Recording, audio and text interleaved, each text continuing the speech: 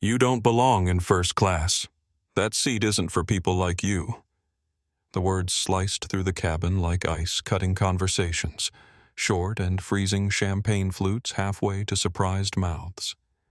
Brenda Martinez stood blocking row 1, arms crossed, her 18-year veteran badge catching the harsh fluorescent light.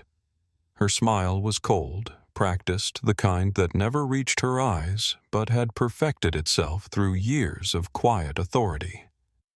Before we dive into this incredible story of courage and accountability, let me know where you're watching from in the comments below. And if moments like this make you believe in the power of standing up for what's right, hit that subscribe button and give this video a thumbs up. Trust me, you'll want to see how this unfolds. Jasmine Williams stood in the narrow aisle NASA internship folder tucked under one arm, first-class boarding pass gripped in her other hand. At 22, she carried herself with the quiet confidence of someone who had earned every opportunity through merit, not luck. Her simple black blazer was wrinkled from 12 hours of travel, her jeans practical rather than fashionable, her sneakers worn from walking through 3 different airports since dawn. No designer handbag, no flashy jewelry, just tired eyes that held a familiar weariness, the kind that came from recognizing a look she'd seen too many times before. "I have a valid ticket," Jasmine said quietly, her voice steady despite the exhaustion pressing against her ribs. She held up the boarding pass, the first-class designation clearly printed in bold letters. Brenda's laugh was sharp, dismissive. "Honey, I've been doing this job for 18 years. I know a mistake when I see one."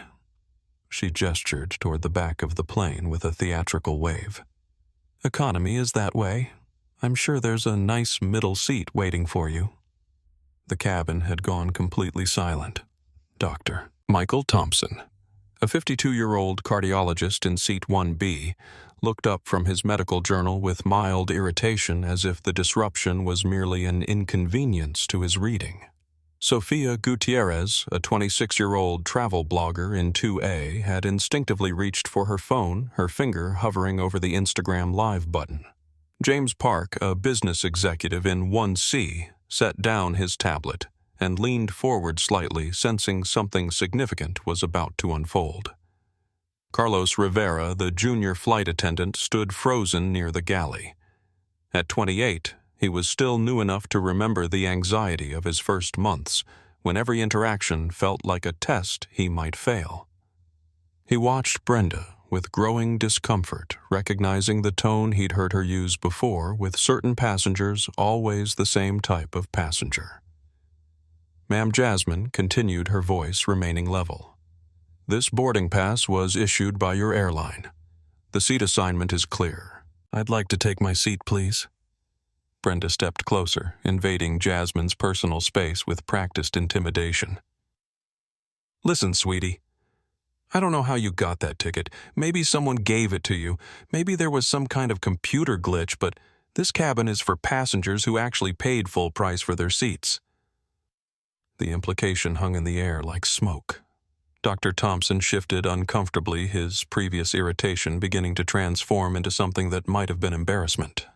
Sophia's thumb moved, and suddenly her phone screen showed the telltale red dot of a live broadcast.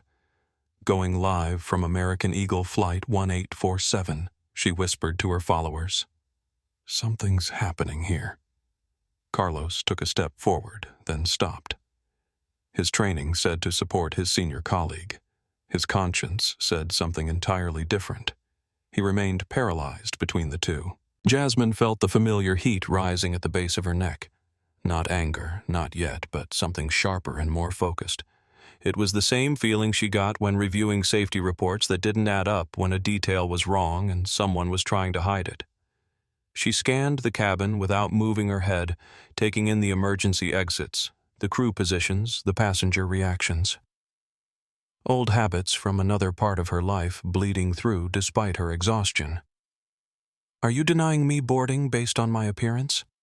Jasmine asked. The question landed with more impact than shouting would have achieved. Brenda's practiced smile tightened. "I'm denying you boarding because that ticket obviously isn't yours, and because you're causing a disruption that's delaying my flight." "Your flight," Jasmine repeated quietly. "That's right. This aircraft is my responsibility, and I decide who belongs where." Brenda's voice rose just enough for the business class passengers to hear through the curtain. "I don't tolerate people trying to sneak into premium cabins because they think the rules don't apply to them." The words echoed through the cabin, each one a small explosion of casual cruelty wrapped in professional authority. James Park pulled out his phone and began recording audio. Dr. Thompson closed his medical journal entirely, finally paying full attention. Sophia's live viewer count climbed as comments began flooding in from people who couldn't believe what they were hearing. Jasmine nodded once, almost to herself. Something clicked into place behind her tired eyes, a decision being made, a line being drawn. The tension in the cabin thickened like storm clouds gathering. Passengers who had been absorbed in their phones and tablets now watched openly, sensing they were witnessing something that would be talked about long after the flight landed if it ever took off. Sophia continued her live stream, her voice barely above a whisper. "Guys, I cannot believe what I'm seeing right now. This flight attendant is literally refusing to let this young woman sit in her assigned first-class seat. The comments are going crazy, over 300 people watching already." Dr. Thompson found himself studying Jasmine more carefully. Her posture was straight despite obvious exhaustion, her responses measured and articulate. The folder under her arm bore an official-looking seal he couldn't quite make out from his angle. Everything about her suggested someone accustomed to professional environments, not someone trying to scam her way into a better seat. "Miss," he said, hesitantly addressing Brenda, "perhaps we could verify the ticket with the gate agent. I'm sure this could be resolved quickly." Brenda whirled toward him with the sharp smile of someone accustomed to immediate obedience. "Sir, I appreciate your concern, but passenger seating issues are crew responsibility. I've been handling situations like this since before." She gestured dismissively toward Jasmine. "People like her started thinking they could just walk into first class and demand service." The phrase, "people like her," landed like a physical blow. James Park stopped pretending to adjust his phone and openly began recording video. His LinkedIn profile listed him as Director of Diversity and Inclusion at a major consulting firm, and he recognized discrimination when he saw it. Carlos Rivera felt his stomach twist. In his 8 months with American Eagle, he'd seen Brenda handle dozens of boarding issues. She was always firm but professional with business travelers who had legitimate disputes. Her current tone, her body language, the barely concealed contempt, this was different. This was personal. "Brenda," he said quietly, stepping closer to his colleague, "maybe I could help check the system. Sometimes there are upgrade confirmations that don't show up immediately." Brenda's eyes flashed with irritation. "Carlos, this doesn't concern you. Focus on preparing the main cabin." She turned back to Jasmine with renewed authority. "As I was saying, I need you to gather your belongings and move to your actual assigned seat." The gate agent obviously made an error. Jasmine shifted the NASA folder to her other arm, and Sophia's sharp eyes caught the movement. The blogger zoomed in slightly with her phone camera, trying to read the official lettering on the folder's cover. Her viewers were typing frantically in the comments, speculating about what was happening and sharing the stream with their own followers. "There was no error," Jasmine said calmly. "I specifically requested this seat when I booked the flight 3 weeks ago. I can show you my confirmation email if needed." "Oh, I'm sure you have all sorts of paperwork," Brenda replied with exaggerated patience. "But forgeries are getting very sophisticated these days. People will go to great lengths to steal services they haven't paid for." The accusation of forgery sent a visible shock through the cabin. Dr. Thompson actually gasped. James Park's phone captured every word. Sophia's viewer count had climbed past 800, and the comments section was erupting with outrage from people around the country. Carlos couldn't stay silent any longer. "Brenda, that's a pretty serious accusation." Maybe we should call the gate and Carlos. Brenda's voice carried 19 years of seniority and absolute authority. I said this doesn't concern you. If you can't follow simple directions, perhaps you need additional training. The threat was clear. Carlos felt his face burn with shame and frustration, knowing that challenging Brenda could end his still new career, but also knowing that staying silent made him complicit in something ugly. Jasmine watched the interaction with growing clarity about the dynamics at play.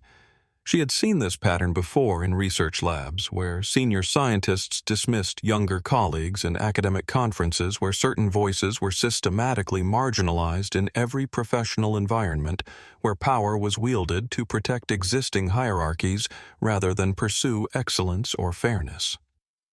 "What's your name?" she asked Brenda quietly. "Excuse me." "Your name. I'd like to know the name of the person who's refusing me service." Brenda's smile became predatory. "Brenda Martinez, Senior Flight Attendant.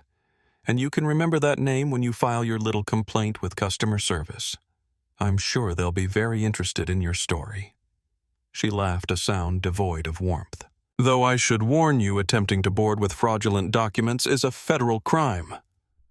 The cabin erupted in whispers. Several passengers pulled out their phones, joining the documentation effort. Sophia's live stream had gained over 1,000 viewers, and people were beginning to share it across other platforms. Dr. Thompson stood up from his seat. "Miss Martinez, I've been listening to this conversation, and I have to say your behavior seems highly inappropriate. This young lady has shown you a valid boarding pass and has been nothing but polite." Brenda turned her cold smile toward him. "Sir, I understand you want to be helpful, but unless you're trained in airline security procedures, I'd prefer you let me handle this." "Airline security?" James Park looked up from his phone. "Are you claiming this woman is a security threat?" "I'm claiming," Brenda said, raising her voice so the entire first-class cabin could hear, that people who try to sneak into seats they didn't pay for are often involved in more serious fraudulent activity. It's my job to protect legitimate passengers from potential scammers. Jasmine felt the moment crystallizing around her like ice forming on water. Every person in the cabin was now watching, waiting to see how she would respond. The easy path would be to simply move to an economy seat, file a complaint, later avoid the confrontation. But as she looked at Carlos's ashamed face, at the passengers filming everything, at Brenda's smug certainty, she realized this wasn't just about her anymore. The air in the cabin had become electric with tension. Sophia's live stream was approaching 1,500 viewers, and the comment section had transformed into a real-time forum of outrage and disbelief. Messages flooded in from viewers across the country who couldn't believe what they were witnessing. "This is insane," Sophia whispered to her phone. "I've traveled all over the world, and I've never seen anything like this. The flight attendant is literally calling this woman a criminal for sitting in her assigned seat." Dr. Thompson had moved into the aisle, positioning himself where he could see both women clearly. His medical training had taught him to observe carefully and document thoroughly, skills that were serving him well in this moment. "Miss Martinez," he said with growing authority, "I'm a physician, and I've seen my share of emergency situations. What I'm witnessing right now is discrimination, plain and simple." Brenda's composure began to crack at the edges. She wasn't accustomed to passengers challenging her authority, particularly not multiple passengers simultaneously. "Doctor," she said with exaggerated deference, "I appreciate your medical expertise, but this is an aviation security matter. I'm trained to spot suspicious behavior in documentation." "Suspicious behavior?" James Park lowered his phone slightly. "She showed you a valid boarding pass, responded to your questions politely, and asked to sit in her assigned seat. What exactly is suspicious about that Carlos Rivera found himself at a crossroads that would define his career and his character? He could see the situation spiraling beyond Brenda's control, could see the phones recording everything, could see that this moment would have consequences far beyond this single flight. More importantly, He could see Jasmine's face, calm, professional, but with something in her eyes that suggested she was far more than she appeared. "Brenda," he said quietly, approaching his senior colleague. "Maybe we should call the captain. Let him make the call about seating issues." Brenda whirled on him with fury. "Carlos Rivera, I am giving you a direct order to prepare the main cabin for departure. If you cannot follow basic instructions, I will file a report recommending your immediate termination." The threat hung in the air like acid. Carlos felt every passenger watching him felt the weight of his student loans, and his family's expectations felt the fear of unemployment in an industry where references mattered everything. But he also felt something else, the knowledge that some moments define who you are, regardless of the cost. "I think," he said carefully, "that we should follow proper procedures for disputed seating. That means verifying the ticket with gate systems and involving supervisory personnel if necessary." Brenda's face flushed red. She had expected immediate compliance, not careful professionalism that made her own behavior look increasingly erratic by comparison. Jasmine watched the exchange with growing respect for the young flight attendant who was risking his career to do the right thing. She had seen courage in many forms, researchers challenging flawed studies despite pressure from superiors' engineers, reporting safety violations despite corporate pushback, students standing up to professors who wielded grades like weapons. Carlos was showing the same kind of moral courage that kept industries honest and lives safe. "You know what Brenda said?" her voice rising to a level that carried throughout the aircraft. "I don't have time for this nonsense. Ground crew, please board the aircraft." She pressed a button on the intercom system. "Ground crew to Gate A, 7 passenger removal required." The cabin erupted. Dr. Thompson stepped fully into the aisle. "Passenger removal. Are you serious?" Sophia's live stream exploded with activity as viewers shared the feed across social media platforms. "Oh my God," she whispered to her phone. She just called for passenger removal. "This woman hasn't done anything wrong except exist while black in first class." James Park stood up from his seat, his phone still recording. "Miss Martinez, I need you to know that this entire interaction is being recorded by multiple passengers. Your behavior is being documented and will be shared widely. Are you sure you want to proceed with this course of action?" Brenda's eyes flicked to the phones, then back to Jasmine. For the first time, a flicker of uncertainty crossed her face. But her pride and 18 years of unchallenged authority wouldn't allow her to back down. "Sir, are you threatening me?" "I'm informing you that your actions have consequences," James replied calmly. "And right now, thousands of people are watching you discriminate against a passenger for no legitimate reason." Jasmine had been quiet during this exchange, but now she stepped forward slightly. When she spoke, her voice carried a different quality, still calm, but with an undertone of authority that hadn't been there before. "Miss Martinez," she said, "I'm going to ask you one more time to allow me to take my assigned seat, not because I'm asking for a favor, but because it's my legal right as a ticketed passenger." "Legal right?" Brenda laughed harshly. "Honey, the only legal right you have is the right to remain silent when the police question you about your fraudulent documents." The cruel laughter was the final straw for several passengers. Dr. Thompson pulled out his own phone and began recording. An elderly woman in row 2 shook her head in visible disgust. Even some business-class passengers had begun peering through the curtain to see what was causing the commotion. Sophia addressed her growing audience directly. "I need everyone watching to share this stream. This young woman is being discriminated against in the most blatant way possible, and it needs to be seen. We're at nearly 2,000 viewers and climbing. Carlos Rivera made his choice." "Brenda, I'm calling the captain. This situation needs supervisory intervention." "You will do no such thing," Brenda snapped. "I am the senior crew member on this aircraft, and I make the decisions about passenger seating and removal." "Actually," Jasmine said quietly, "that's not entirely accurate." Something in her tone made everyone pause. Dr. Thompson lowered his phone slightly. Sophia zoomed in on Jasmine's face. Carlos stopped reaching for the intercom. Even Brenda's angry expression shifted to puzzlement. Jasmine reached into her blazer pocket and pulled out her phone. But instead of making a call, she opened an app that displayed an official-looking badge with her photo and detailed credentials.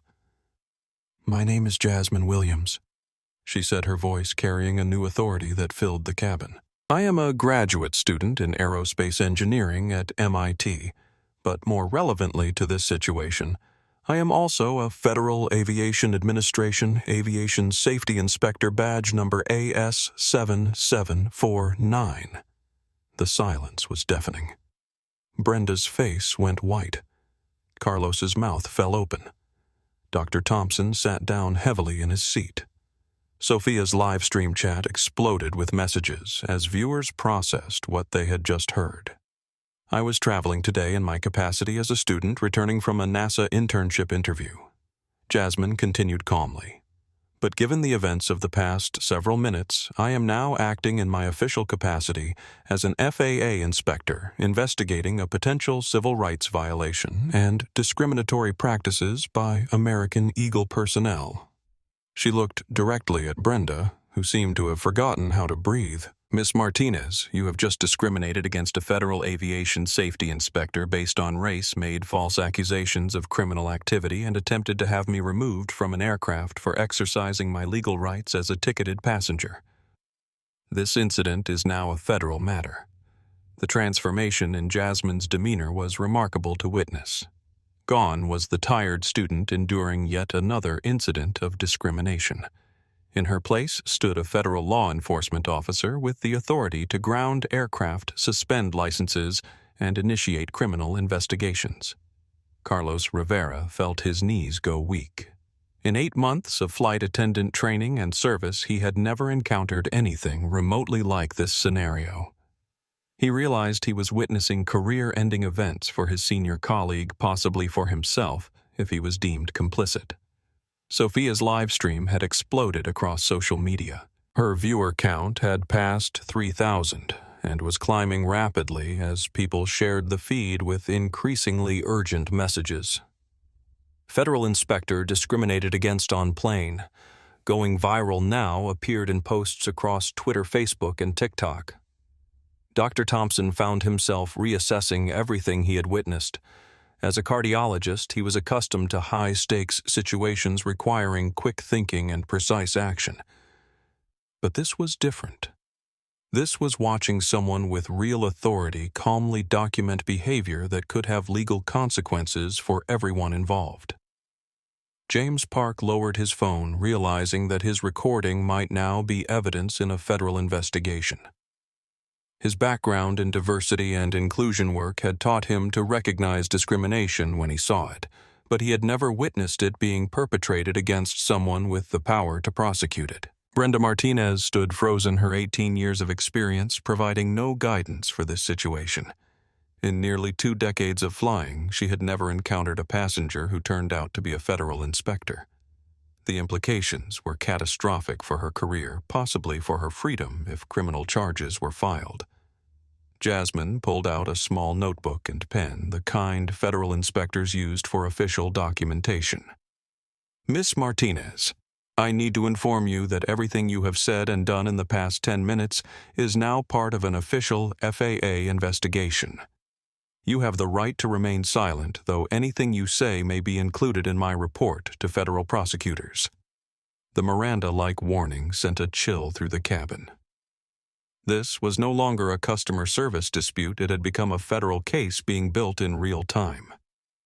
I didn't know," Brenda stammered, the color draining from her face. "You didn't know what?" Jasmine asked calmly, pen poised over her notebook. "You didn't know I was a federal inspector, or you didn't know that discriminating against passengers based on race was illegal." The question hung in the air like a trap. Any answer Brenda gave would either admit to discrimination or confess to ignorance of basic civil rights law. Carlos found his voice. "Inspector Williams, I want to state for the record that I attempted multiple times to suggest proper verification procedures. I did not support or participate in any discriminatory actions. Jasmine looked at him with something that might have been approval. Thank you, Mr. Rivera. Your attempts to follow proper procedures have been noted and will be included in my report.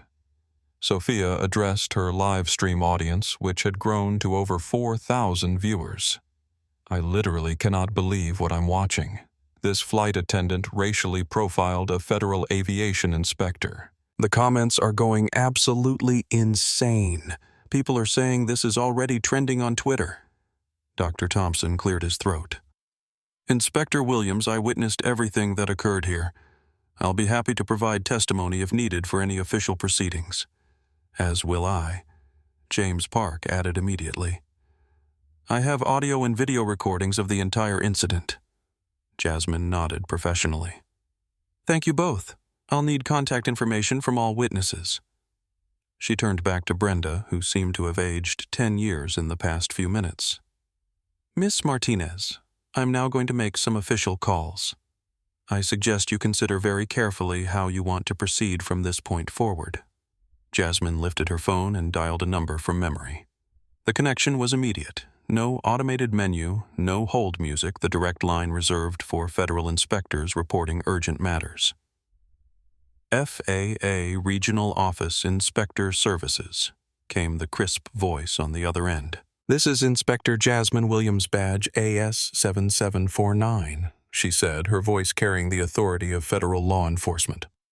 I'm reporting a code red civil rights violation in progress at Phoenix Sky Harbor Airport, Gate A7, American Eagle Flight 1847. The effect on the cabin was immediate. Carlos sank into a jump seat, realizing the magnitude of what was unfolding. Sophia's live stream viewers were sharing the feed frantically across social media platforms. Dr. Thompson and James Park exchanged glances, understanding they were witnesses to something that would have lasting consequences far beyond this single flight. Brenda Martinez finally found her voice, though it came out as barely more than a whisper. Inspector Williams, surely we can resolve this misunderstanding without involving Jasmine, held up one hand for silence while maintaining her phone conversation. Yes, I need the aircraft held at the gate immediately. Multiple civil rights violations by senior crew. Discriminatory denial of service. False accusations of criminal activity. Attempted passenger removal based on racial profiling. She paused, listening to the voice on the other end, then continued. American Eagle, Flight 1847, departing Phoenix for Boston. Senior Flight Attendant Brenda Martinez, Employee Identification Number. She looked at Brenda expectantly. Brenda's mouth opened and closed soundlessly. She was watching her career disintegrate in real time, recorded by multiple passengers, and broadcast to thousands of viewers across the internet.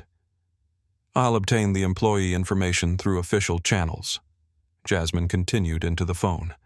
I need Port Authority security, airline supervisory personnel, and legal representatives on scene within 15 minutes. The phone call transformed the cabin from a space of passenger comfort into the epicenter of a federal investigation. Jasmine's calm professionalism stood in stark contrast to the chaos beginning to unfold around her.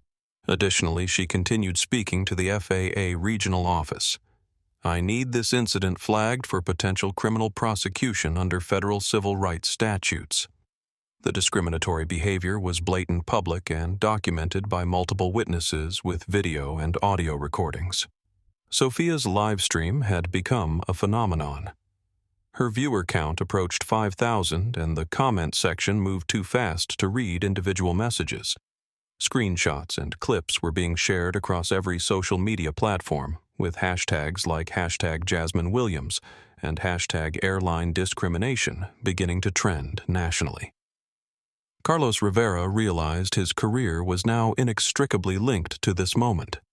Everything he did or failed to do from this point forward would be scrutinized by federal investigators, airline executives, and the general public. But more importantly, he realized he had a chance to be on the right side of history. Inspector Williams, he said, stepping forward. I want to formally report that this pattern of behavior isn't isolated.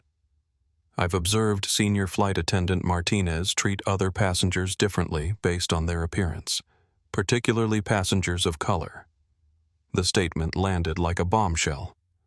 Brenda spun toward Carlos with a look of betrayal and fury, but she was beyond intimidating anyone now. Her authority had evaporated the moment Jasmine revealed her federal credentials. Jasmine made a note in her official pad. Thank you, Mr. Rivera. That information will be crucial for establishing a pattern of discriminatory behavior. I'll need you to provide detailed written testimony about specific incidents you've witnessed. Dr. Thompson stood up again, his medical training compelling him to document what he was observing. Inspector Williams, as a physician, I can tell you that Miss Martinez's behavior showed clear signs of racial bias. Her tone, body language, and assumptions were completely different from how I've seen her interact with other passengers. Noted and appreciated, Dr. Jasmine replied. Your professional observations will carry significant weight in the investigation. James Park looked up from his phone, which had been recording everything. Inspector, I've been sharing updates on LinkedIn about what I'm witnessing. My network includes several civil rights attorneys and diversity professionals. There's already significant attention building around this incident. The walls were closing in from every direction. Social media was amplifying the story exponentially. Federal authorities were mobilizing, witnesses were volunteering testimony, and everything was being documented in real time.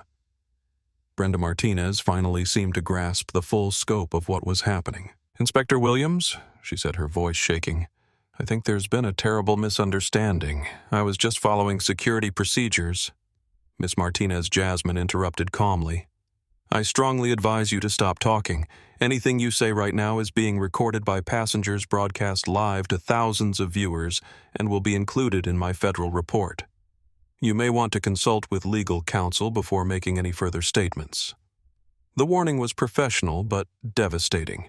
It confirmed that Brenda was now a subject of federal investigation, not merely an airline employee dealing with a customer service issue. Sophia addressed her massive live stream audience directly. I need everyone watching to understand what we're seeing here. A senior flight attendant racially profiled and attempted to remove a federal aviation inspector from her assigned seat. This isn't just discrimination. It's discrimination against the person with the authority to investigate and prosecute discrimination. The irony wasn't lost on anyone in the cabin. Brenda had picked the worst possible person to discriminate against, not because Jasmine was more deserving of decent treatment than any other passenger, but because she had the professional authority and legal standing to ensure there were meaningful consequences. Carlos made a decision that would define his character. Inspector Williams. I have recordings on my personal device of conversations where Miss Martinez made discriminatory comments about passengers. I was afraid to report them before, but I want to provide them as evidence now. Brenda looked at her junior colleague with shock and betrayal. Carlos, how can you, after everything I've taught you? You taught me to look the other way when passengers were mistreated. Carlos replied, finding strength he didn't know he possessed. You taught me that some people matter more than others based on how they look or dress. That's not the job I signed up for. Jasmine looked at Carlos with genuine respect. Mr. Rivera, your willingness to speak up now, despite the personal and professional risks, demonstrates exactly the kind of integrity that keeps aviation safe. I'll make sure that's reflected in my report.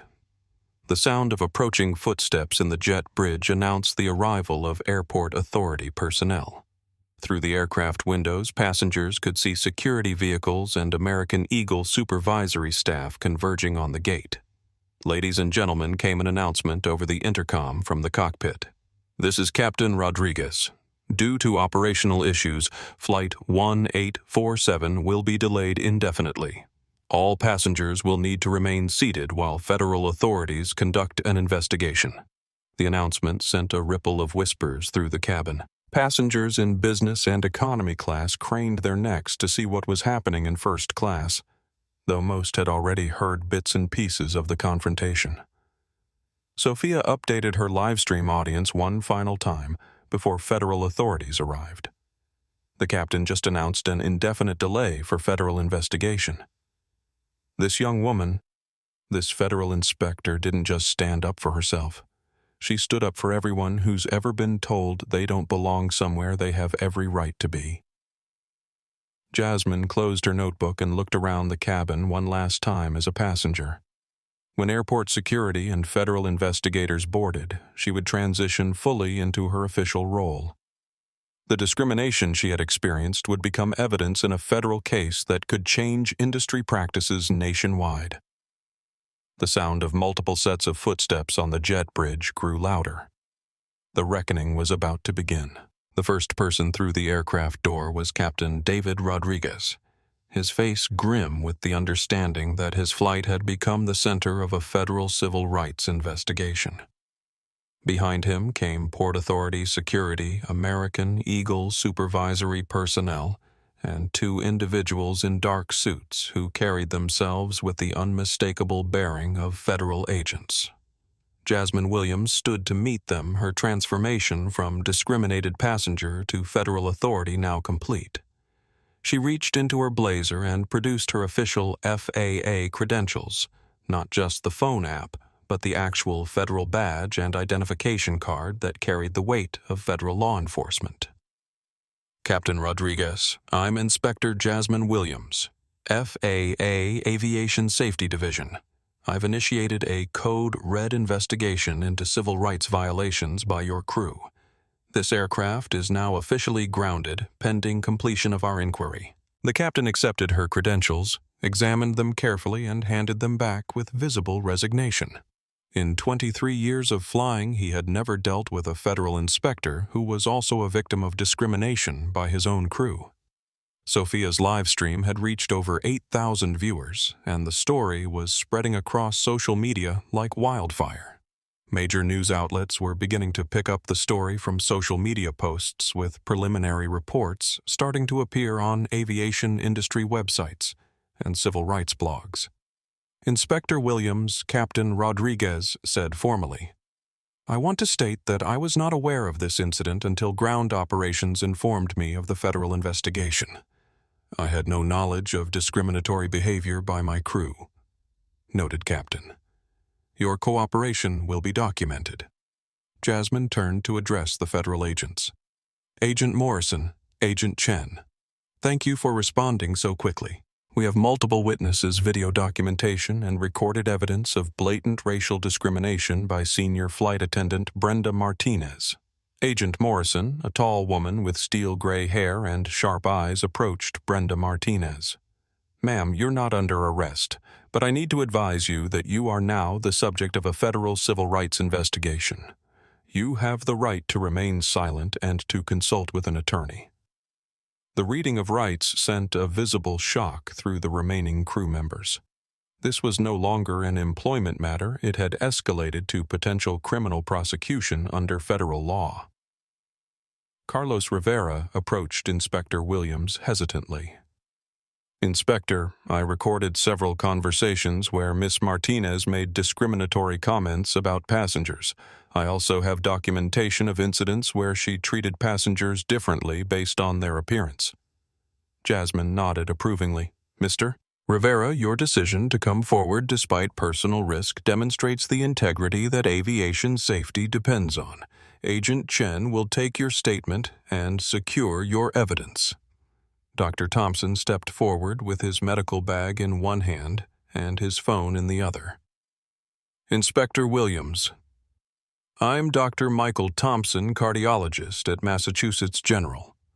I witnessed the entire incident and have video recording of the discriminatory behavior. I'd like to provide formal testimony. Thank you, Doctor. Your professional standing and detailed observations will be valuable to the investigation. James Park joined the group around Jasmine. Inspector, I'm James Park, Director of Diversity and Inclusion at Henderson Consulting. I have extensive video and audio recordings, and I've already shared preliminary information through my professional network. The civil rights legal community is already mobilizing around this case. Agent Morrison looked up from her conversation with the increasingly pale Brenda Martinez. Inspector Williams, we have a problem. This incident was broadcast live to thousands of viewers and has been shared across multiple social media platforms. We're not just dealing with a federal investigation anymore. We're dealing with a national civil rights incident that's gaining massive public attention. Sophia lowered her phone, her live stream still running, but focused on the floor to respect the federal investigation. Inspector Williams, I'm Sophia Gutierrez, travel blogger. My live stream documented everything in real time. We had over 8,000 viewers at peak, and the video has been shared thousands of times already. Hashtag Jasmine Williams is trending on Twitter. The scope of the situation was expanding beyond anything any of them had anticipated. What began as one passenger facing discrimination had become a nationally visible civil rights incident that would have far-reaching consequences for the aviation industry. Jasmine addressed the group professionally. Ladies and gentlemen, I appreciate everyone's cooperation and willingness to provide testimony. However, I need to point out that this investigation is now active and ongoing. I'm asking all witnesses to preserve their evidence and avoid discussing specific details on social media until we complete our formal documentation. A new voice interrupted from the aircraft door. Inspector Williams, I'm Patricia Coleman, Regional Flight Operations Manager for American Eagle. I need to speak with you immediately about containing this situation. The word containing hung in the air like a red flag. Agent Morrison and Agent Chen exchanged glances, recognizing the implication that the airline might be more interested in damage control than justice. Jasmine looked at Patricia Coleman with the steady gaze of someone who had dealt with corporate attempts to minimize federal investigations before. Ms. Coleman, there is nothing to contain. A federal civil rights violation occurred. It was documented by multiple witnesses and broadcast live to thousands of viewers. The only thing to discuss is American Eagle's full cooperation with our investigation. Patricia Coleman, a woman in her 50s with the polished appearance of corporate management, clearly hadn't expected such direct resistance. Inspector Williams, surely we can find a way to resolve this matter that protects everyone's interests. Perhaps we could discuss compensation for any inconvenience you experienced. Ma'am, Agent Morrison interrupted sharply. You're now offering what sounds like a bribe to a federal inspector to influence an ongoing civil rights investigation. I strongly advise you to consult with your legal department before making any further statements. The warning sent visible shock through Patricia Coleman. Like Brenda Martinez, she was learning that attempting to manage a federal civil rights investigation, like a customer service complaint, could itself become a federal crime. Captain Rodriguez stepped in, recognizing that his supervisors were making the situation worse.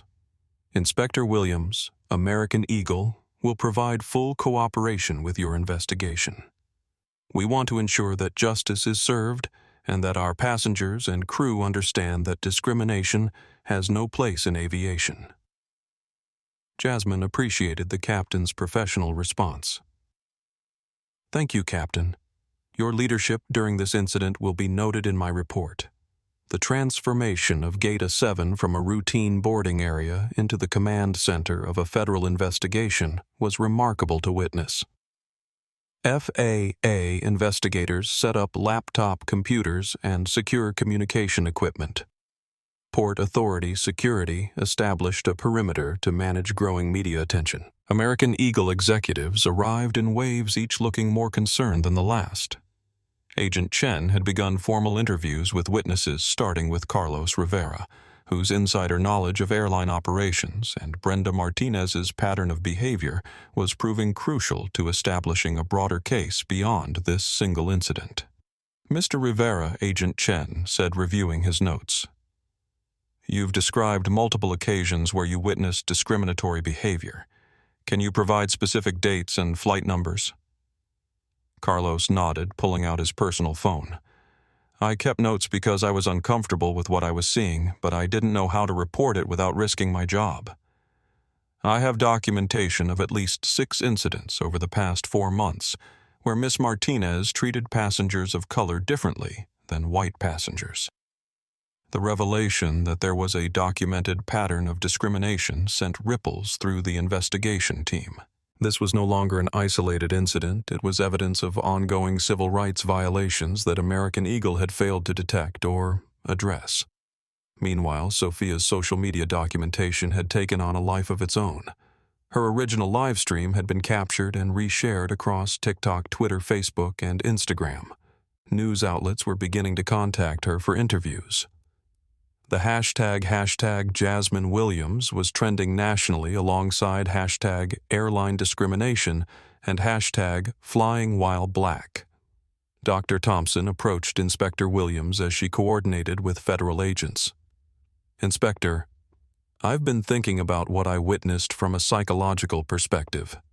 Miss Martinez's behavior showed clear signs of unconscious bias escalating into conscious discrimination. But what concerned me most was how comfortable she seemed with her actions, as if she'd done this many times before." Jasmine looked up from her official documentation. "Doctor, that observation aligns with other evidence we're uncovering. It appears this incident represents a pattern of behavior, not an isolated mistake." James Park had been coordinating with his professional network throughout the investigation. "Inspector Williams, I've been in contact with several civil rights organizations. The NAACP Legal Defense Fund has expressed interest in this case. The ACLU is monitoring the situation. This incident has struck a nerve nationally because it represents everything people fear about traveling while black. The weight of national attention was becoming apparent to everyone involved. American Eagle executives huddled in urgent conversations with legal counsel. Brenda Martinez sat alone, no longer the confident senior flight attendant who had wielded her authority with such casual cruelty just hours earlier. Agent Morrison approached Inspector Williams with an update that would change everything. "Jasmine, we just received word from headquarters. The Department of Justice Civil Rights Division wants to be briefed on this case. The video documentation and witness testimony are so compelling that they're considering this for federal prosecution as a hate crime. The possibility of federal hate crime charges sent shockwaves through the airline personnel present. This was no longer just about employment consequences. It was about potential federal prison sentences." Patricia Coleman, the American Eagle regional manager, attempted one final intervention. "Inspector Williams, Agent Morrison, surely we can resolve this through internal disciplinary action and appropriate compensation. Federal prosecution seems excessive for what amounts to a customer service failure." Agent Morrison's response was swift and definitive. "Ma'am, calling racial discrimination a customer service failure demonstrates exactly why federal intervention is necessary. This wasn't a mistake. It was a deliberate pattern of civil rights violations that your company failed to prevent or address." Captain Rodriguez received a call that changed the trajectory of the entire situation. After a brief conversation, he approached the investigation team with visible concern. "Inspector Williams, I just spoke with American Eagle corporate headquarters. They're grounding all flights pending review of our crew discrimination policies. This incident has triggered a company-wide audit of civil rights compliance. The announcement meant that thousands of passengers across the country would be affected by delays and cancellations, while American Eagle addressed the fallout from Brenda Martinez's actions. The ripple effects were expanding exponentially.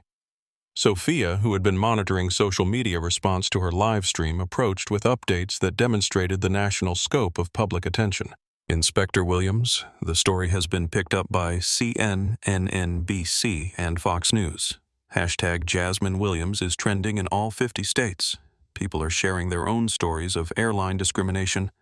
This has become much bigger than just one incident." Carlos Rivera completed his formal statement with Agent Chen and approached Inspector Williams with visible relief. "Inspector, I want to thank you for giving me the courage to speak up. I've been carrying the weight of witnessing discrimination for months, afraid to report it because I needed this job. But watching you stand up for yourself made me realize that staying silent makes me part of the problem." Jasmine looked at the young flight attendant with genuine respect. Mr. Rivera, your decision to come forward despite personal risk demonstrates exactly the kind of integrity that keeps aviation safe for everyone. Your testimony will help ensure that other passengers don't experience what I did today. The investigation team was building a comprehensive case that extended far beyond the original incident. Phone records would be subpoenaed to document communications between crew members.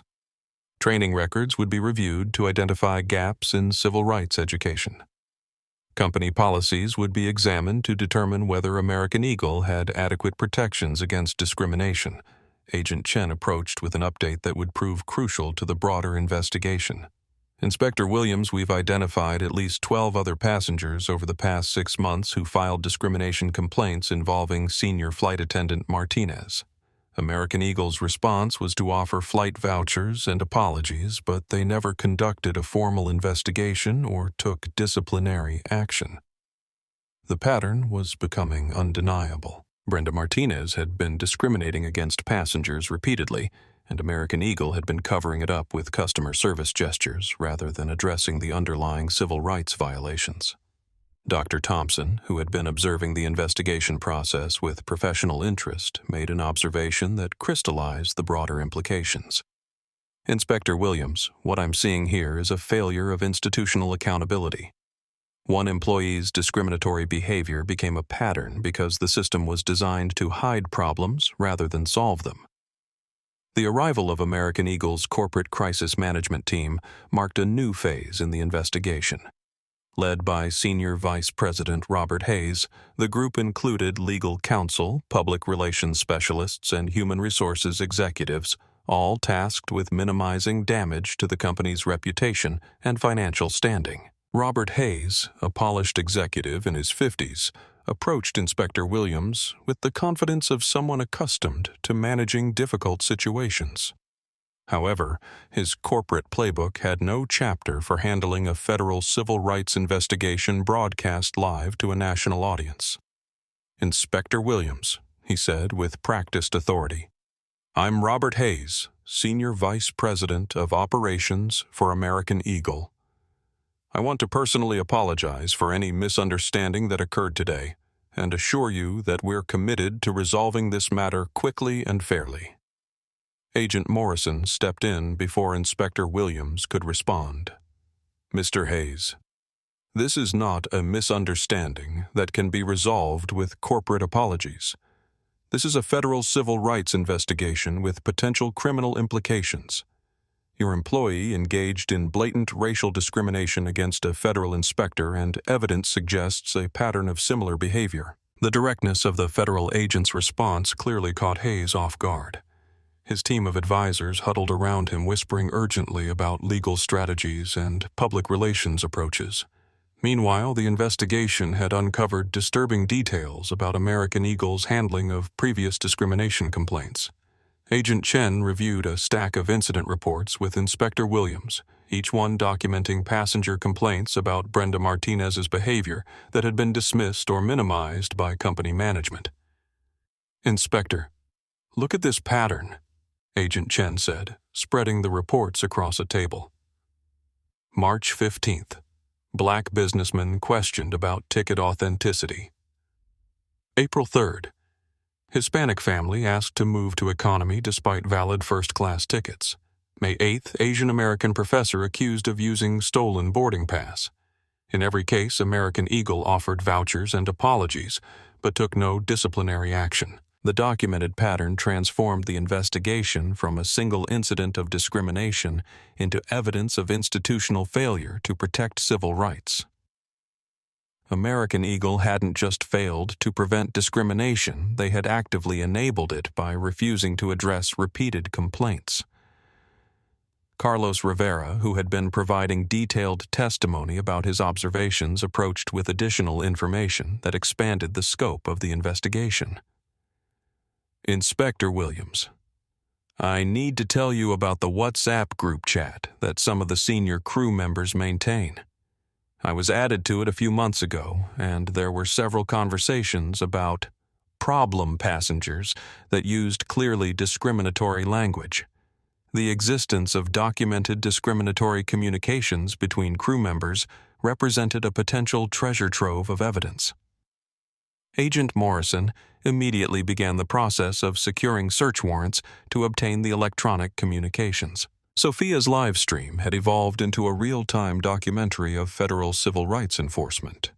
Her audience had grown to over 12,000 viewers, and major news outlets were reaching out for interviews and exclusive access. The story was becoming a national conversation about discrimination in air travel. "This is unprecedented," Sophia told her audience. "We're watching a federal civil rights investigation unfold in real time. Inspector Williams didn't just stand up for herself. She's exposed a pattern of discrimination that affects thousands of passengers." Dr. Thompson, drawing on his medical background in documenting patient cases, had been meticulously recording his observations of the investigation process. Inspector Williams, as someone trained in evidence-based analysis, "I can tell you that what we're seeing here represents a clear pattern of discriminatory behavior enabled by institutional indifference." James Park had been coordinating with civil rights organizations throughout the investigation, and their response was swift and comprehensive.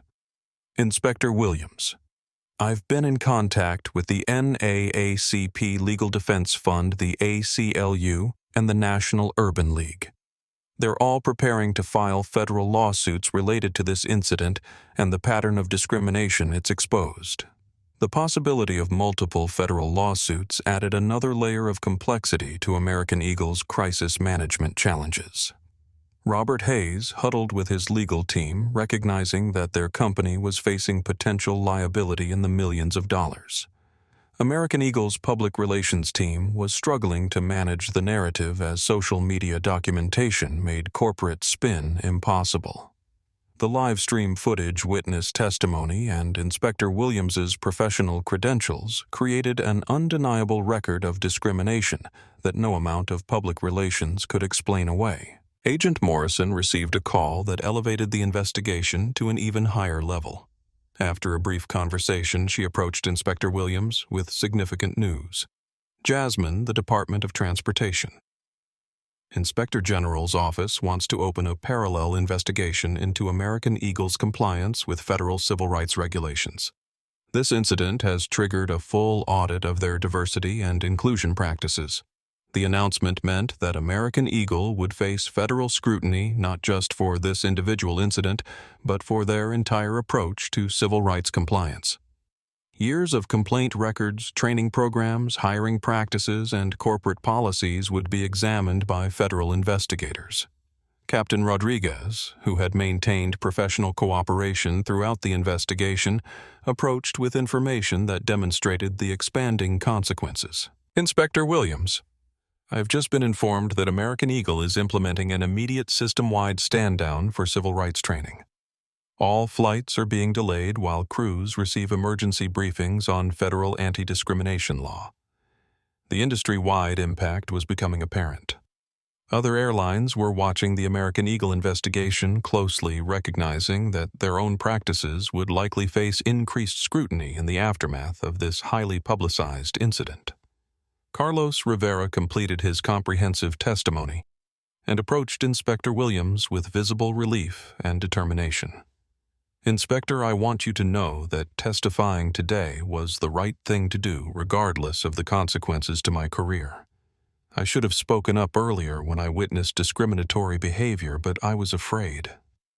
Your courage in standing up for yourself gave me the courage to do what's right." Brenda Martinez, who had remained largely silent since the arrival of federal investigators, finally spoke with her attorney present.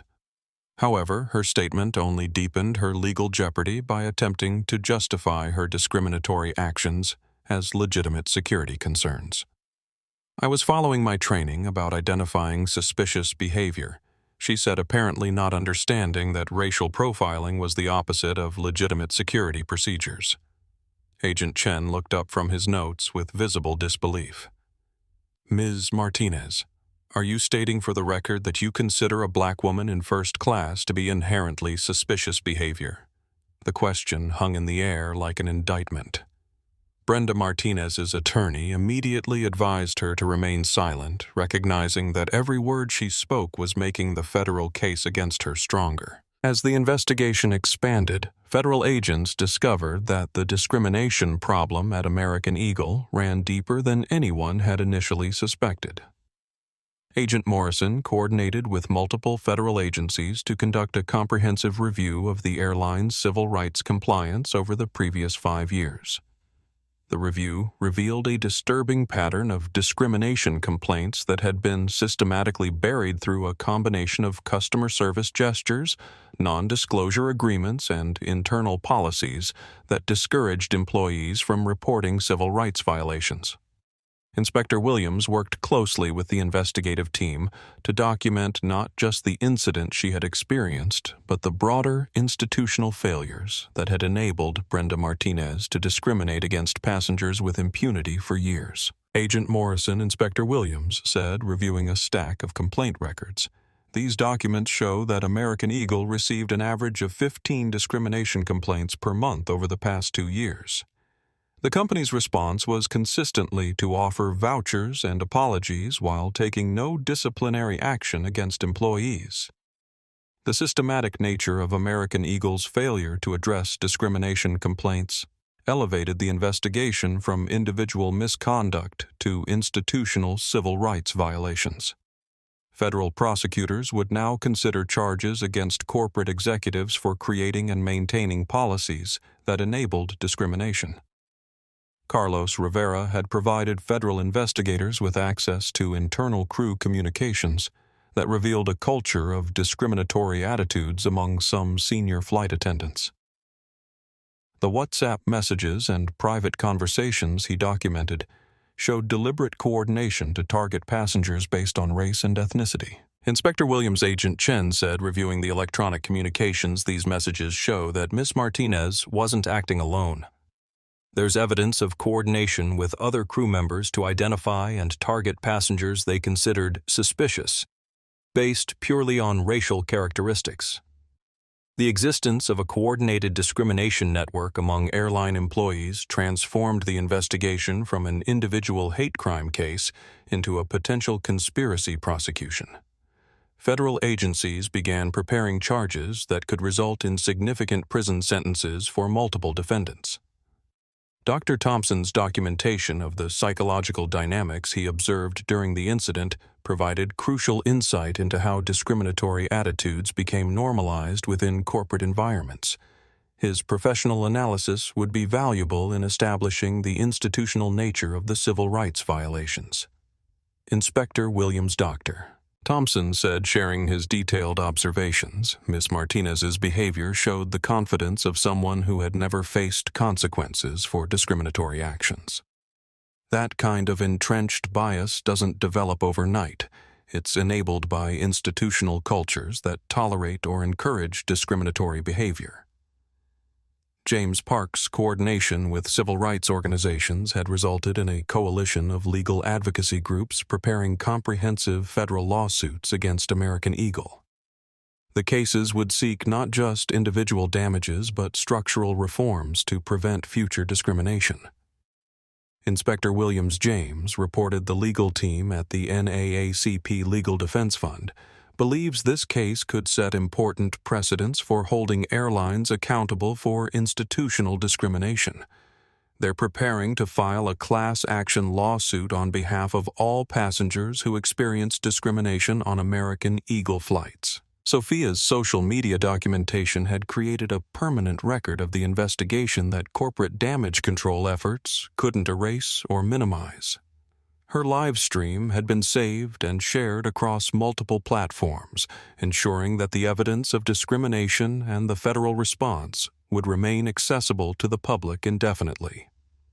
The investigation team discovered that American Eagle's discrimination problem extended beyond individual flight attendants to include ground crew gate agents and supervisory personnel.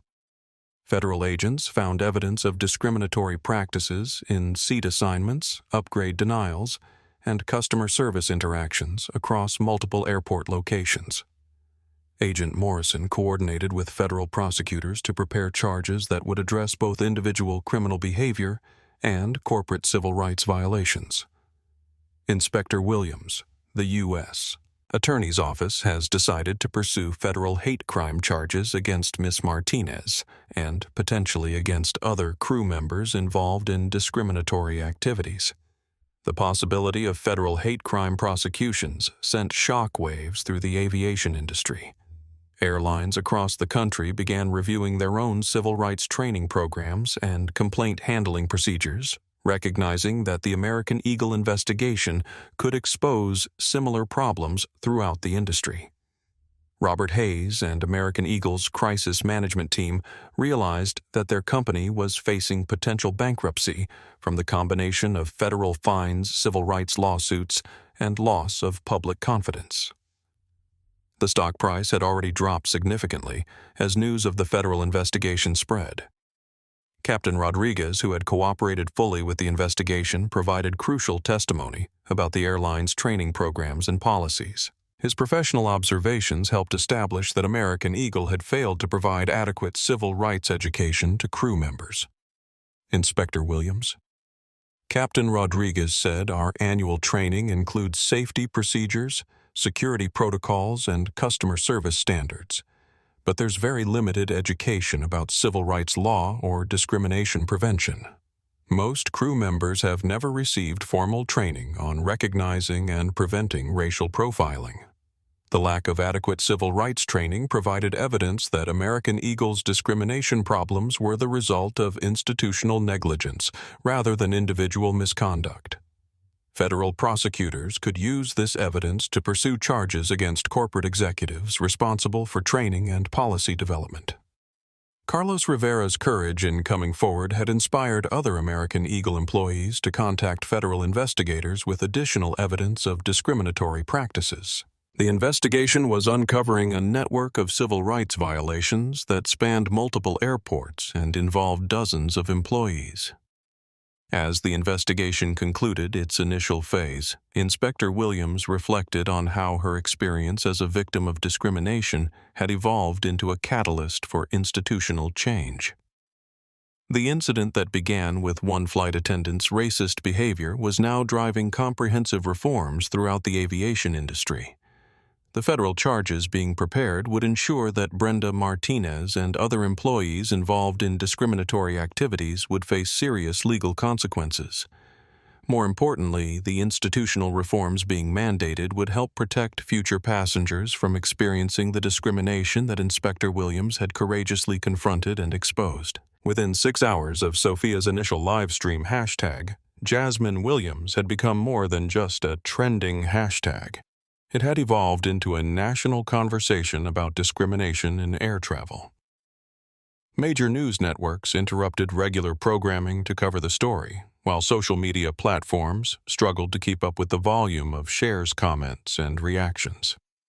CNN's aviation correspondent was the first to reach Phoenix Sky Harbor Airport, arriving as federal agents were still conducting interviews. "This is unprecedented," she reported live from outside the terminal. A federal aviation inspector experienced racial discrimination while traveling as a passenger, then immediately launched a federal civil rights investigation on the same aircraft. The implications for the aviation industry could be massive. Sophia Gutierrez found herself at the center of a media storm she had never anticipated. Her travel blog, which typically attracted a few hundred readers, suddenly had millions of views as news outlets licensed her livestream footage and sought exclusive interviews. "I never expected my travel blog to become part of a federal civil rights case," Sophia told reporters. "But when I saw what was happening to Inspector Williams, I knew it had to be documented. People need to see how discrimination actually works, not just the dramatic confrontations, but the subtle ways people are made to feel like they don't belong." The story resonated far beyond aviation circles.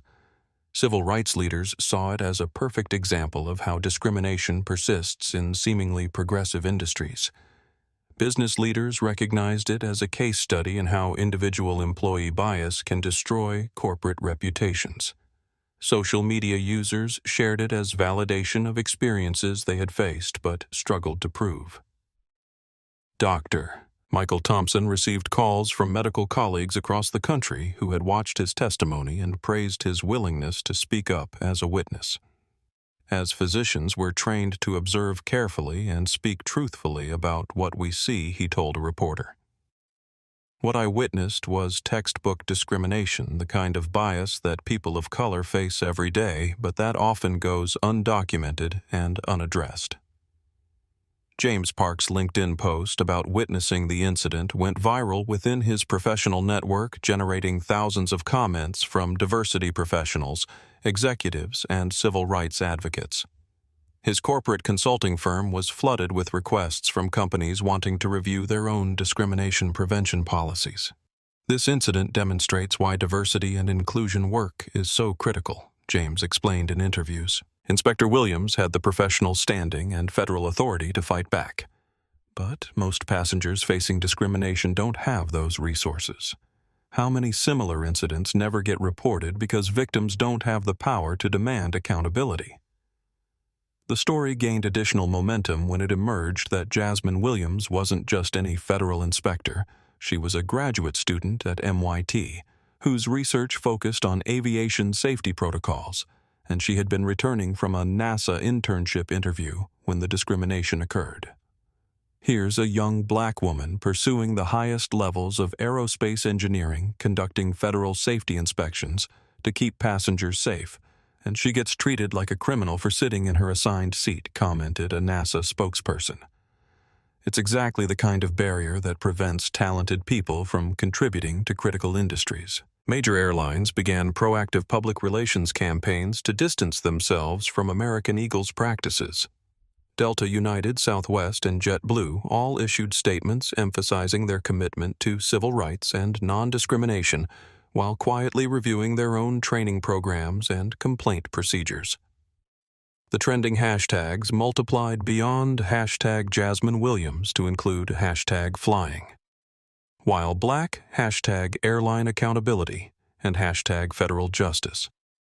Passengers who had experienced discrimination on various airlines began sharing their stories, creating a flood of testimonials that demonstrated the widespread nature of the problem.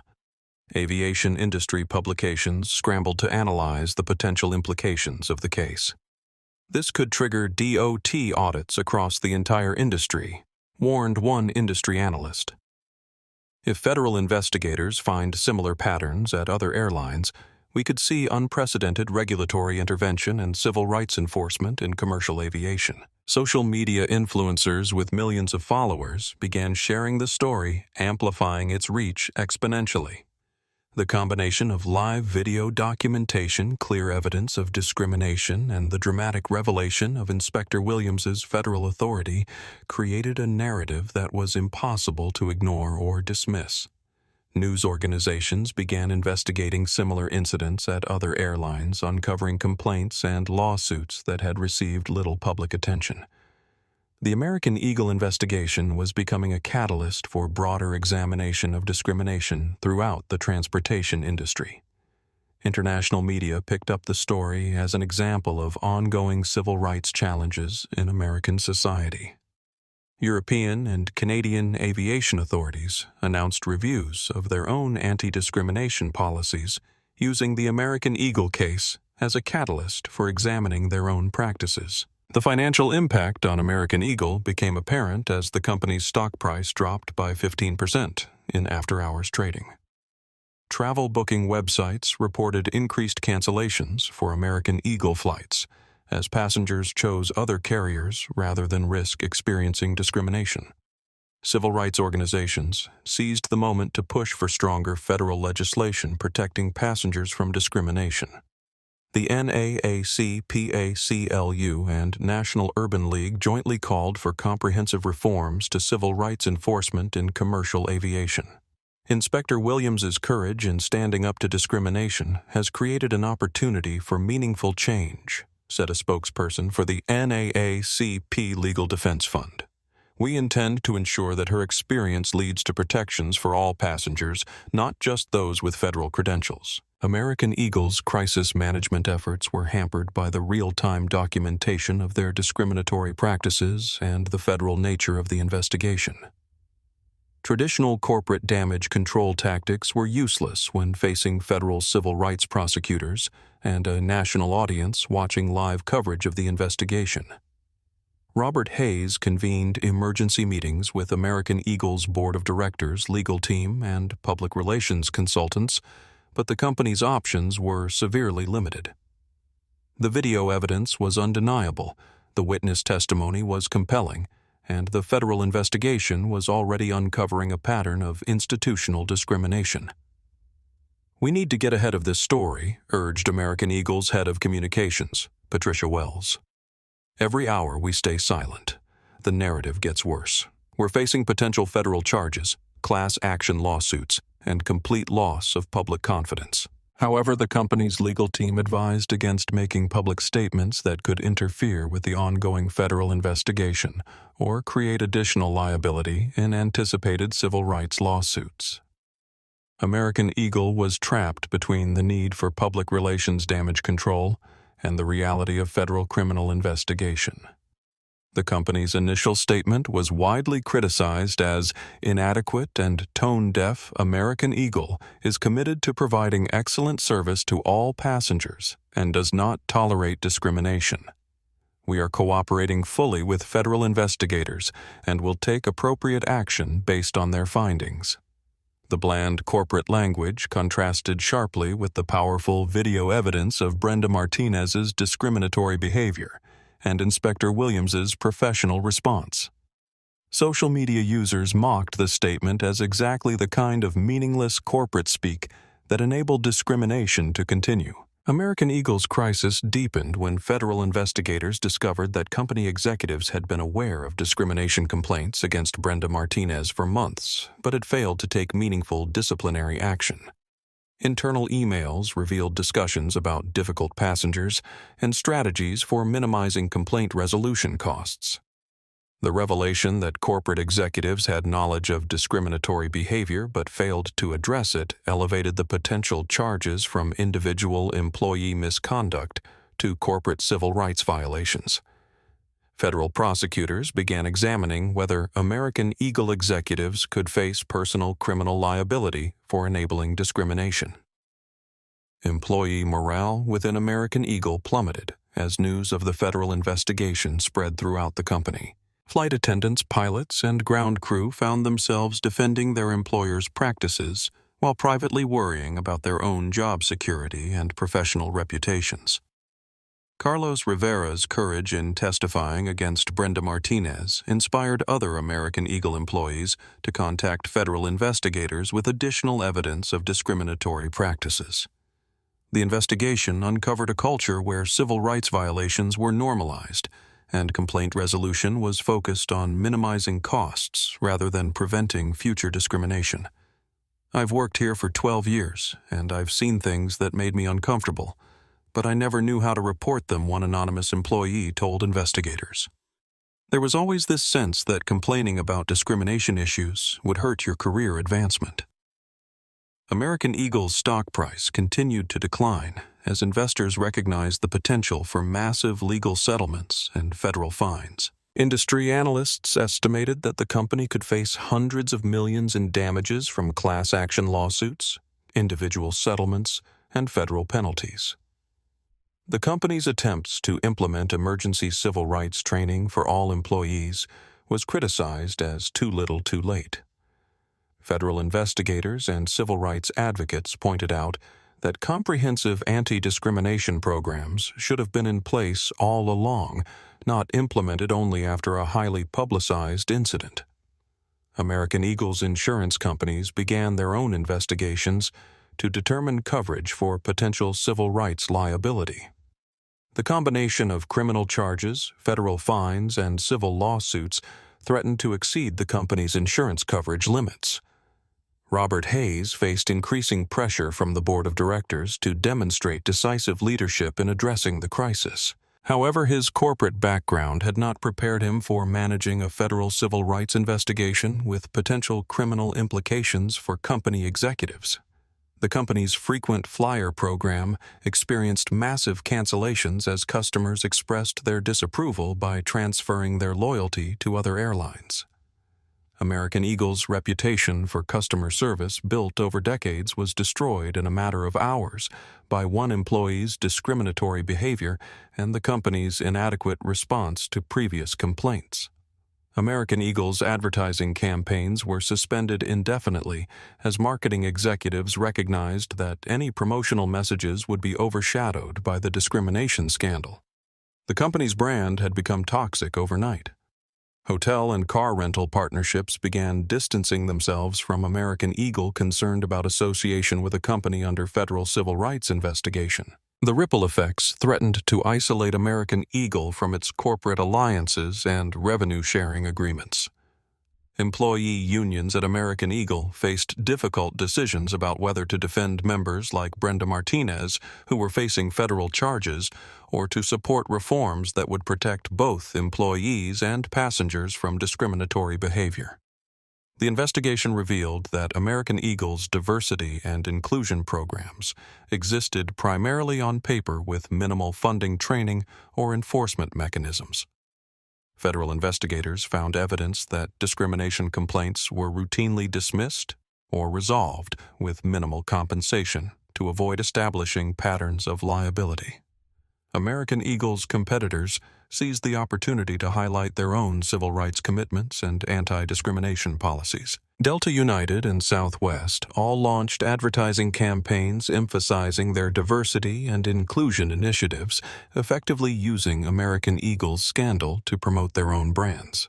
The company's crisis management consultants recommended a complete overhaul of leadership policies and corporate culture, but federal investigators warned that major personnel changes during an ongoing investigation could be interpreted as obstruction of justice. American Eagle faced the impossible challenge of demonstrating meaningful reform while avoiding actions that could interfere with federal prosecution of employees and potentially executives who had enabled discriminatory practices through institutional negligence. Federal investigators working under Agent Morrison's coordination discovered that American Eagle's discrimination problems were more extensive and institutionalized than anyone had initially suspected. The investigation expanded from examining one incident to auditing 5 years of passenger complaints, employee communications, and corporate policy decisions. Data analysis revealed that American Eagle passengers filed discrimination complaints at rates significantly higher than industry averages, with complaints disproportionately involving passengers of color being questioned about ticket authenticity, seat assignments, or boarding procedures. The pattern was so clear that federal statisticians concluded it could not have occurred by chance.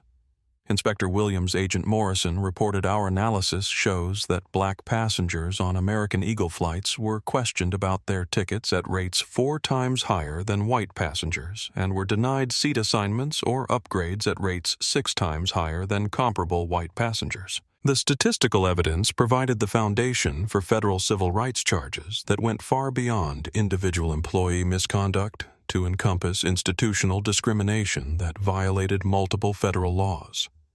The Department of Justice was preparing charges that could result in unprecedented fines and mandatory federal oversight of American Eagle's operations. Inspector Williams worked closely with investigators to document not only her own experience but the broader patterns that made her incident possible. Her unique perspective as both a victim of discrimination and a federal safety inspector provided crucial insights into how institutional failures enabled individual acts of bias. This wasn't just about one flight attendant with personal prejudices, Inspector Williams explained to federal prosecutors. The system was designed to hide problems rather than solve them. Complaints were resolved with vouchers and apologies, but no one tracked patterns or implemented meaningful reforms.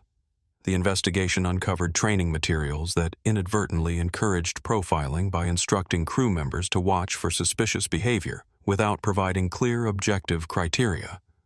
The vague guidelines allowed personal biases to influence security decisions, creating a framework for legalized discrimination. Agent Chen's review of electronic communications revealed a disturbing culture among some American Eagle employees who shared discriminatory attitudes through private messaging groups. The WhatsApp chats, private emails, and social media posts documented explicit racial bias and coordination to target certain passengers. Inspector Williams. These communications showed deliberate coordinated discrimination, Agent Chen reported. Crew members shared information about passengers they considered problematic based on race and coordinated strategies to delay inconvenience or remove them from flights. The evidence of coordinated discrimination elevated the investigation to potential conspiracy charges under federal civil rights law. Multiple American Eagle employees could face felony prosecutions for working together to violate passengers' civil rights. Carlos Rivera's testimony proved crucial in documenting how the discriminatory culture was transmitted to new employees through informal training and social pressure. His detailed account of conversations, training sessions, and crew meetings provided investigators with insight into how bias became normalized within the company culture. Inspector Williams, Mr. Rivera's testimony shows that discriminatory attitudes weren't just tolerated. They were actively transmitted to new employees through unofficial training that contradicted official company policies, Agent Morrison explained. New hires were taught to identify problem passengers using criteria that were essentially racial profiles.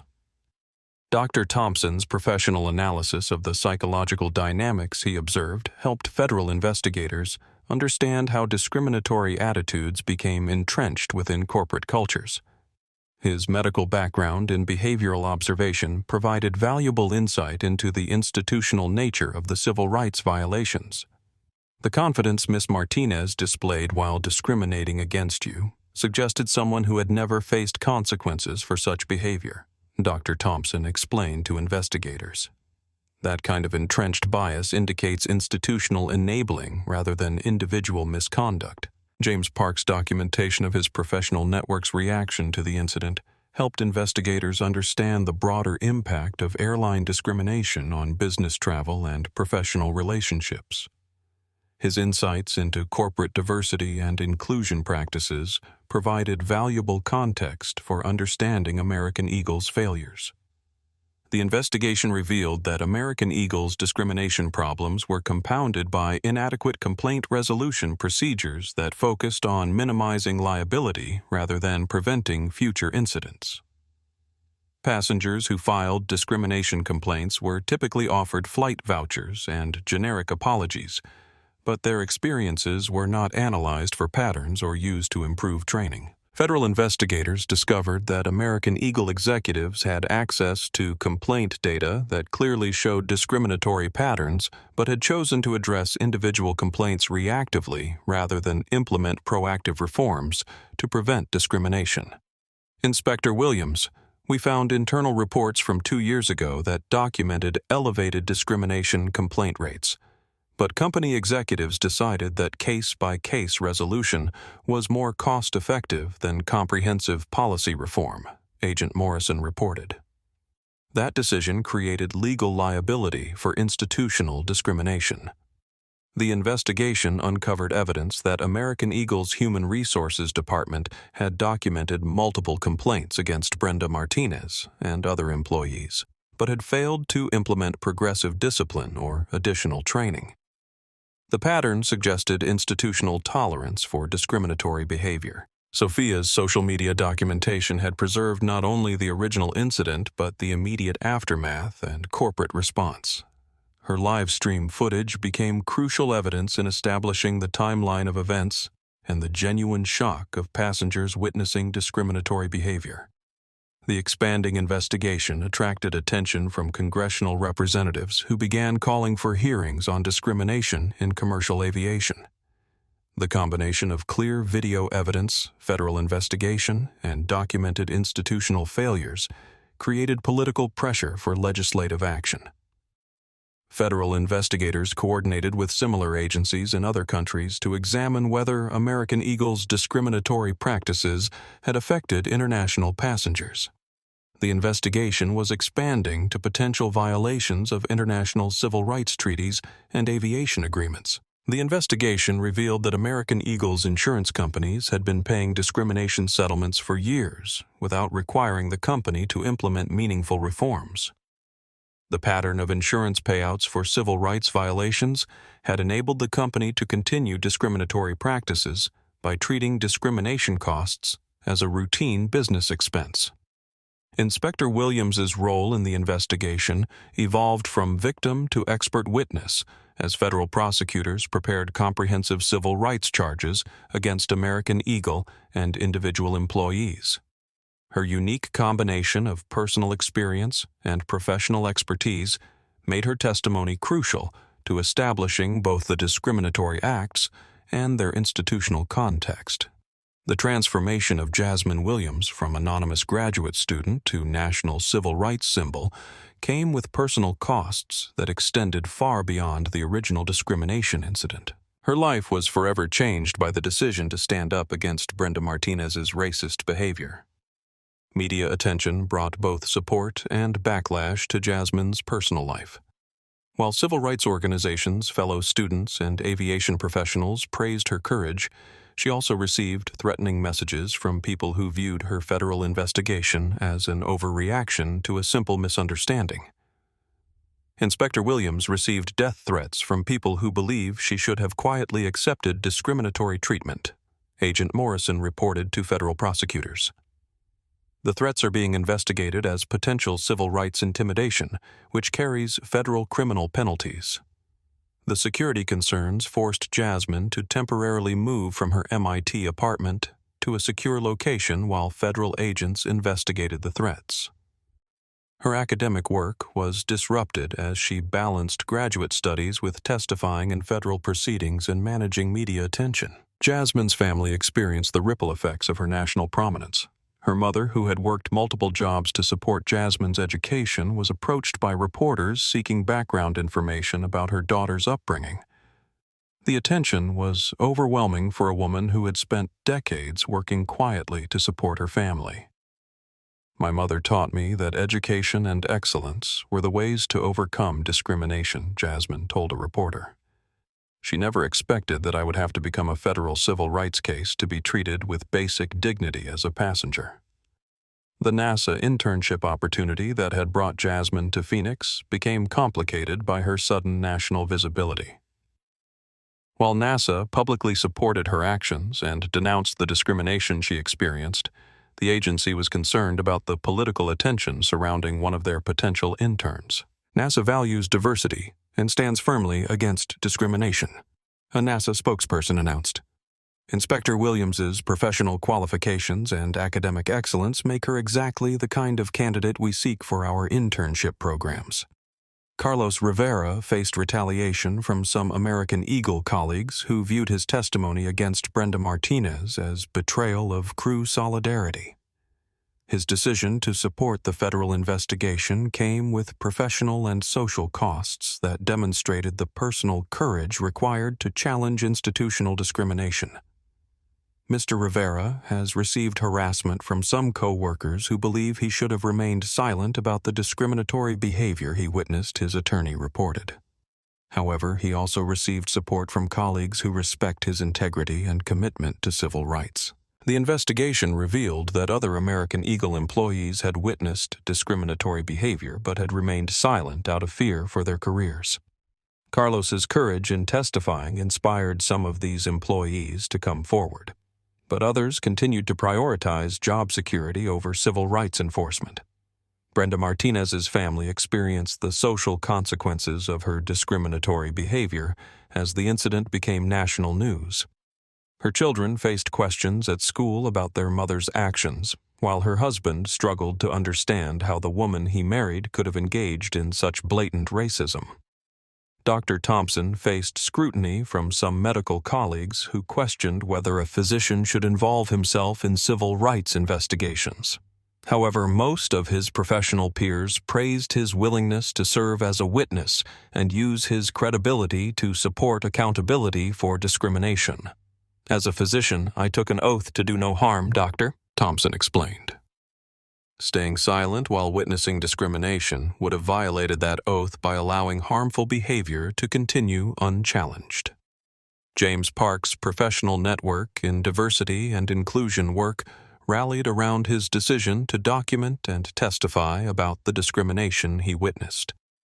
His consulting firm experienced increased demand for services as companies sought to review their own anti-discrimination policies in light of the American Eagle scandal. Sophia's travel blog gained millions of new followers interested in her documentation of the discrimination incident, but she also received criticism from people who accused her of exploiting the situation for social media attention. She struggled with the balance between documenting injustice and respecting privacy during an intense federal investigation. American Eagle's attempt to minimize the personal costs of discrimination to Inspector Williams backfired when federal investigators interpreted corporate settlement offers as potential obstruction of justice. The company's focus on damage control rather than genuine accountability demonstrated the institutional thinking that had enabled discrimination. The personal stakes for everyone involved demonstrated how individual acts of discrimination create ripple effects that extend far beyond the original incident. Jasmine's courage in challenging Brenda Martinez's behavior had consequences for employees, passengers, executives, and an entire industry. Federal investigators recognized that protecting the personal safety and professional standing of witnesses was crucial to encouraging people to report discrimination and testify in civil rights cases. The threats and retaliation experienced by people who supported accountability demonstrated why institutional changes were necessary to create environments where civil rights could be effectively enforced. The federal administrative hearing convened 3 weeks after the incident, drawing national media attention and filling the DOT headquarters hearing room to capacity. Inspector Jasmine Williams sat at the witness table, her dual role as victim and federal investigator creating a unique dynamic that would shape civil rights enforcement for years to come. Administrative law Judge Patricia Morrison presided over proceedings that would determine both individual accountability and institutional reforms. The hearing combined elements of criminal prosecution, civil rights enforcement, and regulatory compliance review into a comprehensive examination of discrimination in commercial aviation. Inspector Williams, Judge Morrison began. You have the unusual distinction of being both the victim of the civil rights violation and the federal investigator responsible for documenting it. Please explain to the court how you maintained objectivity while investigating discrimination against yourself. Jasmine's response demonstrated the professionalism that had impressed investigators throughout the case. Your Honor, my training as an FAA inspector taught me to separate personal emotions from factual analysis. The evidence of discrimination was clear regardless of my personal feelings. My job was to document violations of federal law, not to seek personal vindication. Brenda Martinez sat at the defendant's table with her attorney facing federal civil rights charges that could result in 5 years in prison and permanent loss of aviation credentials. Her confident authority had been replaced by the quiet desperation of someone whose discriminatory behavior had been documented beyond any possibility of denial. The video evidence from Sophia's live stream played on courtroom monitors, showing Brenda's escalating discriminatory behavior and Jasmine's calm professionalism in response. The contrast between the two women was stark and compelling, one using authority to discriminate, the other using authority to seek justice. Ms. Martinez, federal prosecutor David Chen, addressed the defendant. You stated in your sworn testimony that Inspector Williams looked suspicious and didn't belong in first class. Can you explain what specific behavior made her suspicious? Brenda's attorney had advised her to accept responsibility and express remorse, but her response revealed the depth of her discriminatory attitudes. She didn't look like the kind of person who could afford first class, Brenda said quietly.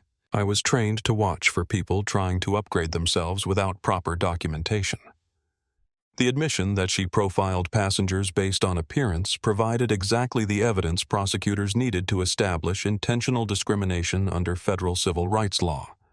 Her attempt to justify racial profiling as security procedure only strengthened the case against her. Carlos Rivera's testimony provided crucial insight into the institutional culture that had enabled Brenda's discriminatory behavior. His decision to risk his career by testifying truthfully demonstrated the moral courage that civil rights enforcement depended upon. Mr. Rivera. Prosecutor Chen continued. You stated that you witnessed Senior Flight Attendant Martinez engage in discriminatory behavior on multiple occasions. Why didn't you report these incidents through company channels?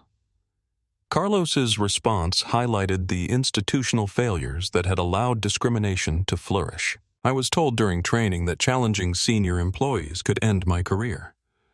There were no clear procedures for reporting discrimination, and I saw other employees who raised concerns get transferred to less desirable routes.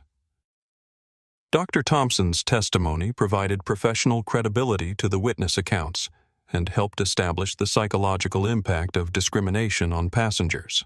His medical background lent scientific authority to observations about the harmful effects of racist treatment. Dr. Thompson, Judge Morrison, asked, based on your professional training in human behavior, how would you characterize Ms. Martinez's actions toward Inspector Williams? Your Honor. Ms. Martinez displayed classic signs of racial bias escalating into discriminatory behavior. Her assumptions about Inspector Williams were based entirely on racial stereotypes rather than any objective evidence. The pattern was textbook discrimination. James Park's testimony connected the individual incident to broader patterns of workplace discrimination that affected business travelers and professional relationships. His expertise in diversity and inclusion provided context for understanding the institutional nature of the civil rights violations.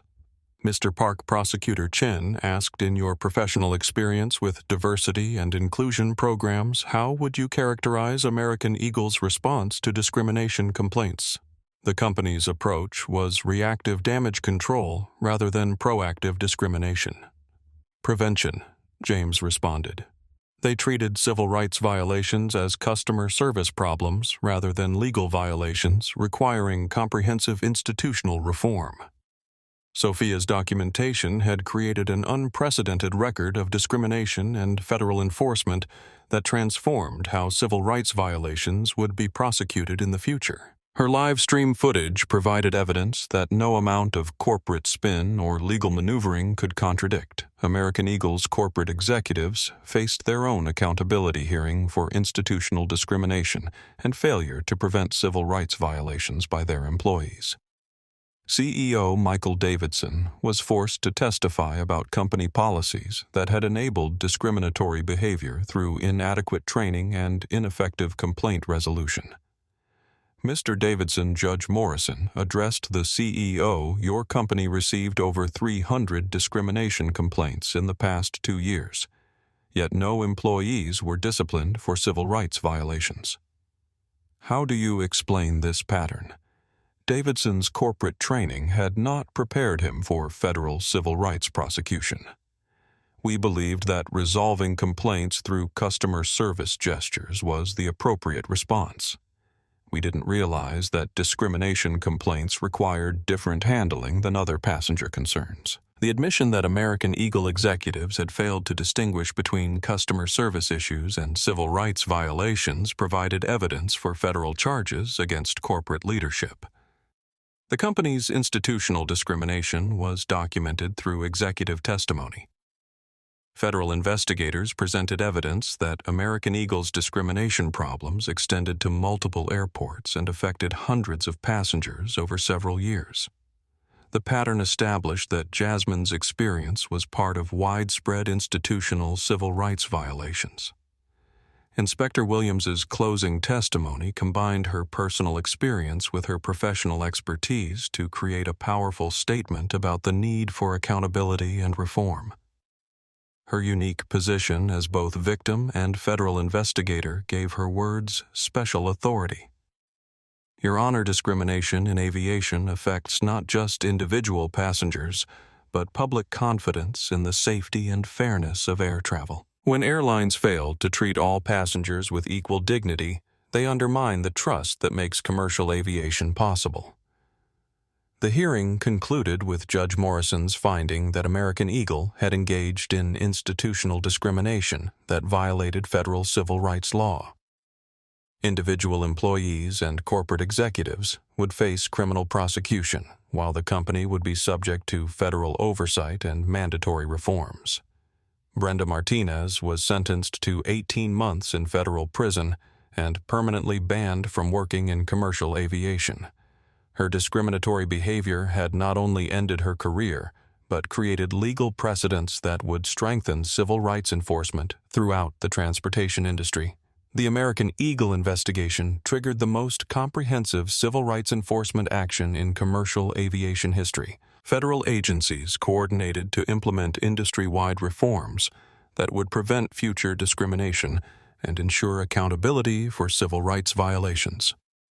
The Department of Transportation issued new regulations requiring all airlines to implement comprehensive anti-discrimination training for employees, establish clear reporting procedures for civil rights violations, and submit quarterly reports on discrimination complaints and resolution efforts. The American Eagle case demonstrated that voluntary compliance with civil rights law is insufficient, DOT Secretary Maria Rodriguez announced at a press conference. We are implementing mandatory standards that will make discrimination prevention a core requirement for airline certification. The Federal Aviation Administration expanded Inspector Williams's role to lead a new civil rights enforcement division responsible for investigating discrimination in commercial aviation. Her unique experience as both victim and investigator made her the natural choice to lead institutional reforms. Inspector Williams brings unparalleled expertise to civil rights enforcement in aviation, FAA Administrator Robert Thompson explained. Her experience demonstrates why we need federal investigators who understand both the technical aspects of aviation operations and the legal requirements of civil rights law. Airlines across the country scrambled to implement reforms that would demonstrate their commitment to preventing discrimination and avoid the kind of federal investigation that had devastated American Eagle. The industry-wide response showed how one well-documented case could drive comprehensive institutional change. Delta Airlines hired Carlos Rivera as Director of Civil Rights Compliance, recognizing that his courage in testifying against discrimination made him exactly the kind of employee who could help prevent future incidents. His promotion demonstrated how integrity could be rewarded rather than punished. Mr. Rivera showed moral courage by prioritizing civil rights over career security, Delta CEO Patricia Jones explained. We want employees who will speak up when they witness discrimination, and we're willing to reward that integrity with leadership opportunities. United Airlines implemented technology solutions that tracked passenger complaint patterns and automatically flagged potential discrimination cases for investigation.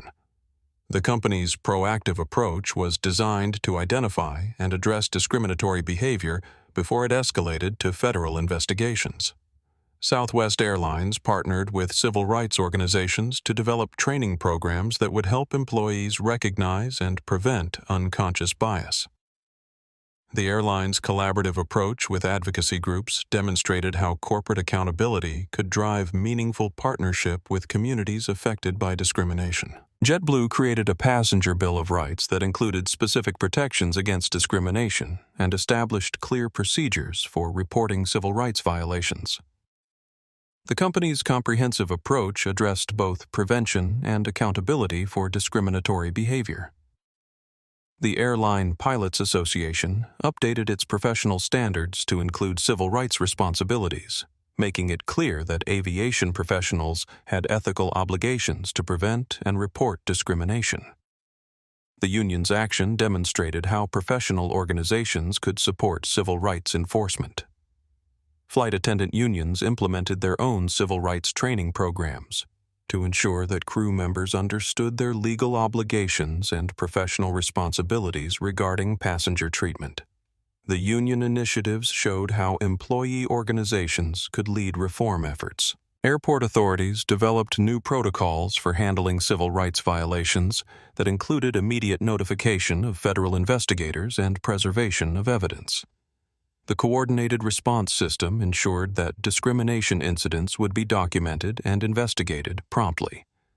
The Association of Flight Attendants partnered with the NAACP to create ongoing dialogue about civil rights in aviation and develop collaborative solutions to prevent discrimination. The partnership demonstrated how labor and civil rights organizations could work together to promote equality. Aviation industry trade publications began regular coverage of civil rights enforcement and discrimination prevention, making these issues central to professional discourse rather than marginal concerns. The media attention ensured that civil rights remained a priority for industry leaders. Law enforcement agencies developed specialized training for investigating aviation-related civil rights violations, recognizing that discrimination in transportation required specific expertise in both civil rights law and aviation operations. Federal prosecutors established dedicated aviation civil rights units to handle the complex intersection of transportation regulations and civil rights enforcement. The specialized approach ensured that discrimination cases would receive appropriate legal attention and expertise. Congressional committees announced ongoing oversight hearings to monitor civil rights enforcement in commercial aviation and ensure that industry reforms were effective in preventing discrimination. The legislative attention created political pressure for sustained accountability. International aviation organizations began examining their own civil rights enforcement mechanisms in response to the American Eagle case. The global attention demonstrated how American civil rights enforcement could influence international standards and practices. The changes extended beyond commercial aviation to other transportation industries, as bus companies, railways, and cruise lines recognized that they could face similar scrutiny if their employees engaged in discriminatory behavior. The ripple effects created accountability across multiple transportation sectors. Travel industry publications began including civil rights compliance as a standard element of corporate evaluation and customer recommendations. The integration of civil rights considerations into industry analysis made discrimination prevention a business necessity rather than just a legal requirement.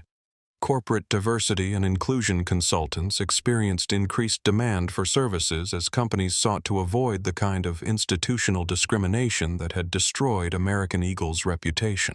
The market response demonstrated how civil rights enforcement could drive business investment in equality.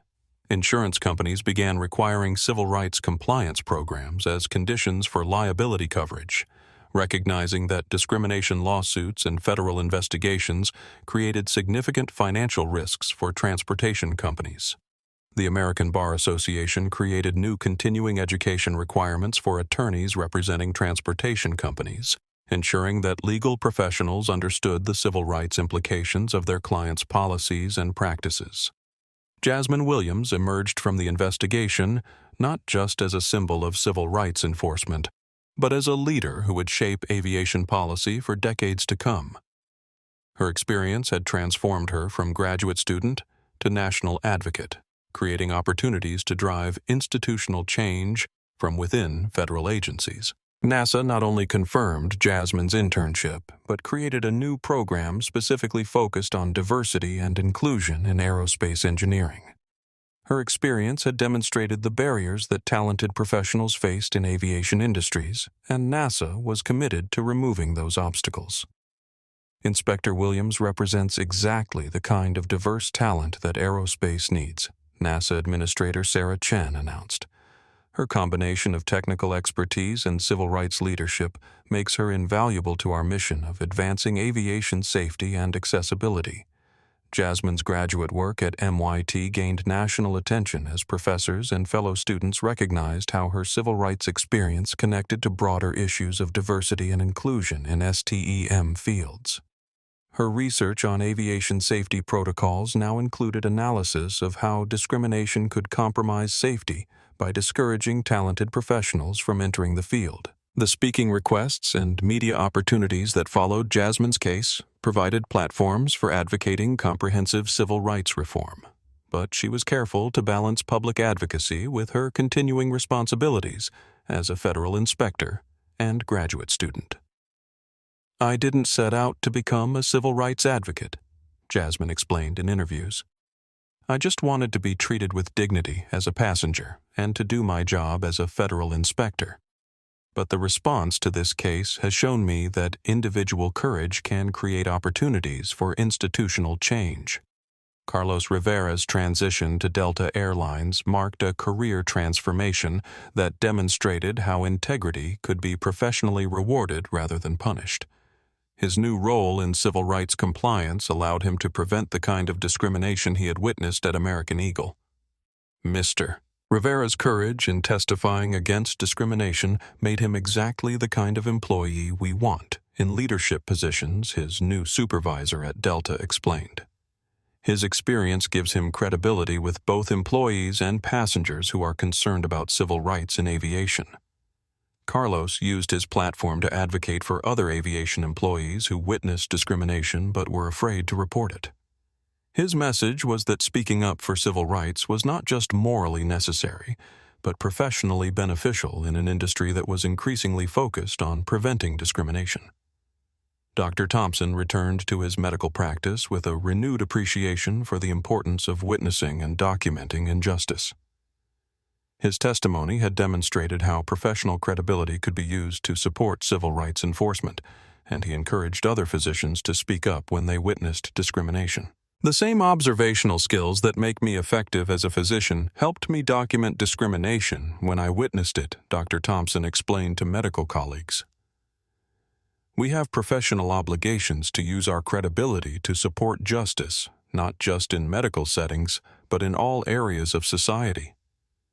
James Park's consulting firm experienced unprecedented growth as companies sought expertise in preventing the kind of institutional discrimination that had destroyed American Eagle's reputation.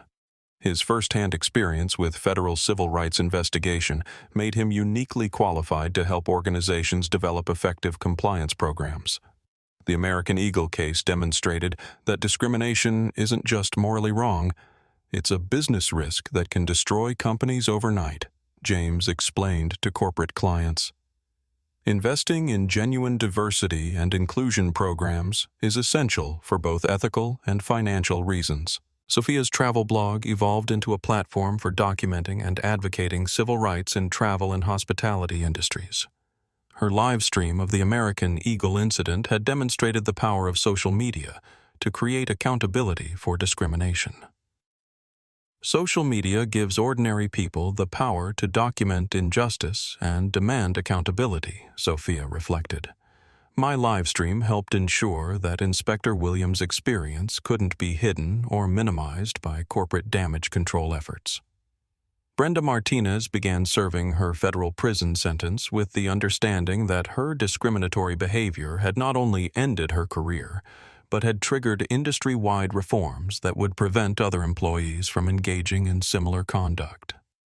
Her case became a cautionary tale used in civil rights training programs throughout the aviation industry, demonstrating how individual bias could escalate into federal criminal charges and institutional liability. American Eagle's executives faced both legal consequences and professional disgrace as the company's institutional discrimination was documented through federal investigation. CEO Michael Davidson resigned in disgrace, while other executives faced federal charges for enabling civil rights violations. The company's new leadership implemented comprehensive reforms under federal oversight, transforming American Eagle from a symbol of discrimination into an example of how institutional accountability could drive meaningful change. The personal transformations extended to passengers who had witnessed or experienced discrimination on American Eagle flights. Many came forward to share their stories and participate in class action lawsuits that would provide both financial compensation and institutional reforms. Inspector Williams' courage gave me the strength to speak up about my own experience with discrimination, one passenger explained. Seeing her demand accountability showed me that we don't have to accept racist treatment as the price of air travel. The ripple effects of individual courage created a community of people committed to preventing discrimination and supporting civil rights enforcement in aviation and other industries. Jasmine's mother watched her daughter's transformation with pride and concern, recognizing that national prominence came with both opportunities and risks. The family's working-class background had not prepared them for media attention, but they embraced the chance to advocate for other families facing discrimination. My daughter learned early that education and excellence were the keys to overcoming barriers, her mother explained to reporters. But she also learned that sometimes you have to fight for the right to use your education and demonstrate your excellence. 6 months after the incident that changed everything, Jasmine Williams boarded another American Eagle flight, this time as a respected federal inspector whose courage had transformed an entire industry. The crew recognized her immediately, not with embarrassment or defensive hostility, but with genuine respect for someone who had made their profession more professional. Captain Rodriguez, who had cooperated fully with the federal investigation, personally welcomed her aboard. "Inspector Williams, it's an honor to have you flying with us today. Our crew has completed the new civil rights training program, and I want you to know that we're committed to treating every passenger with the dignity and respect they deserve." The transformation was visible throughout the aircraft. Crew members interacted with passengers of all backgrounds with genuine professionalism, not the performative courtesy that had once masked discriminatory attitudes. The training programs developed in response to Jasmine's case had created authentic change, not just compliance theater. Carlos Rivera, now thriving in his new role at Delta Airlines, had sent Jasmine a message that morning. "Your courage gave me the strength to do what was right, and it changed my life for the better.